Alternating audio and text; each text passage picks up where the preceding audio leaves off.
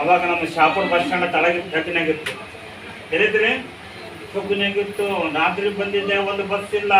ನಾನಂದ ಕುಂತಿದ್ದೆ, ನಮ್ಮ ದೇವರೇ ಇವತ್ತು ನಾನು ಅರಮನೆ ಬಸ್ ಸ್ಟ್ಯಾಂಡ್ ಅದನ್ನಪ್ಪ, ಶಾಪುರ ಹಳೆ ಬಸ್ ಸ್ಟ್ಯಾಂಡ್ ನಾನು ಅರಮನೆ ಕುಂತಾಗ ನಿಜವಾಗಲೂ ಹೇಳ್ತೀನಿ, ನಮ್ಮ ಮಧ್ಯದಲ್ಲಿ ಗುರುಗಳು ಬಂದಿದ್ದಾರೆ. ಅವ್ರ ಹಳೆಯಾಗ ಭಯಂಕರ ಒಂದು ಆರಂಭಿಸಿದ್ರು, ಹೇಳ್ತಿದ್ರು.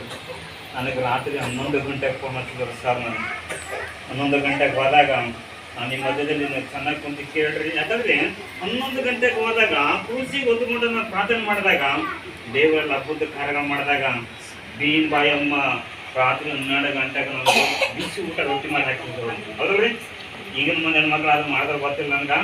ಅಂದರೆ ನಾನು ಕೂಸಿಗೆ ಹೊತ್ಕೊಂಡು ಪ್ರಾರ್ಥನೆ ಮಾಡಿದಾಗ ಬಿಡುಗಡೆ ಅಂದರೆ ಕೂಸು ಗಪ್ಪಾದಾಗ ನಿಜವಾಗಲು ಹೇಳ್ತೀನಿ, 12 ಗಂಟೆಗೆ ಹಂಚಿಟ್ಟು ನನಗೆ ಬಿಸಿ ಊಟ ಮಾಡಿಸ್ಬೇಕು ಅಂದಾಗ ಅವತ್ತು ರಾತ್ರಿ ನನಗೊಂದು ಕನಸು ಬಿತ್ತು ಸರ್ ಮನೆಯಾಗ. ಏನು ಕನಸು ಬಿಟ್ಟು ಗೊತ್ತದ್ರಿ, ನಾನು ಒಂದು ಗಾಡಿ ಹತ್ತಲಾಗ್ತೀನಿ. ಗಾಡಿ ಹತ್ತಲಾಗ್ತೀನಿ ರೀ, ಒಳಗೆ ನೋಡ್ತೀನಿ ನೀರು ಅನುಕೂಲ ಅದ ಏನ್ರಿ. ಹಾಳಾಗ ನೋಡ್ತೀನಿ ನೀರು ಅದ, ನಿಮ್ಮಪ್ಪ ಗಾಡಿ ಸಾಪ ಅದ, ಬಿದ್ದಂದ್ರೆ ಹಂಗೆ ನೀರು ಬಿಡ್ತಂತೀನಿ. ಹಂಗೇನೋ ಏರಾತೀನಿ ಗಾಡಿ.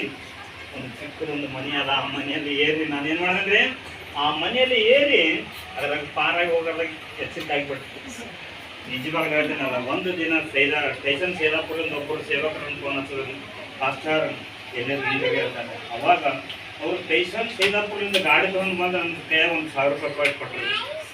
ಎಷ್ಟು ಕೊಡ್ರಿ, ಮಳ ಮಕ್ಕಳ ಕೈ 10 ಪೈಸೆ ಕೊಡಲ್ಲ. ಅವಾಗ 1,000 ರೂಪಾಯಿ ಕೊಟ್ಟಾಗ ಆ 1,000 ರೂಪಾಯಿದಾಗ ನಾನು ಹೆಂಗೆ ಮಾಡೋದು ಗೊತ್ತದ್ರಿ, ಪೆಟ್ರೋಲ್ ಕಾಲೇಜಲ್ಲಿ 100 ರೂಪಾಯಿ ಗಾಡಿ